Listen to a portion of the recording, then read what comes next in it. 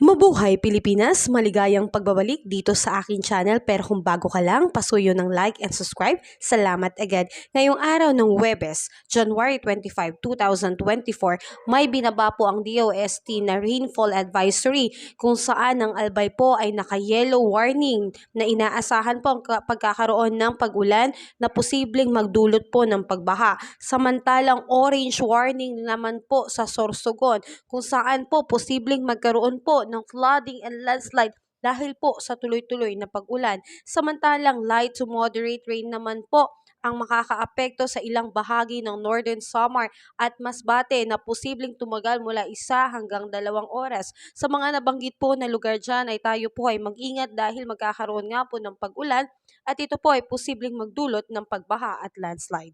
Ngayon mga kababayan, patuloy pa ring nakakaapekto sa ating bansa ang shoreline at ang direksyon nito ay tumatama sa Southern Luzon at Visayas, samantalang ang hangin amihan naman ay patuloy na nakakaapekto sa ilang bahagi ng Luzon.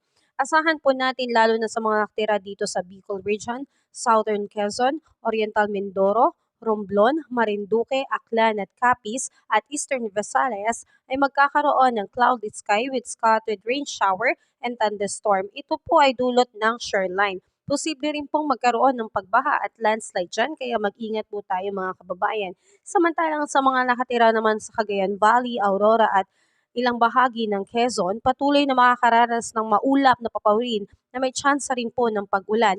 Ito naman ay dulot ng hanging amihan. Posible rin pong magkaroon ng biglaang pagbaha at landslide sa mga lugar na yan, lalo na kung ang ulan ay magiging tuloy-tuloy. Samantalang sa Cordillera Administrative Region, patuloy pong makakaranas ng maulap na papawirin na may mahinang pag-ambon. Ito po ay dulot ng northeast monsoon. Wala naman pong significant impact pero magdala pa rin po ng payong sa biglaang pag-ulan.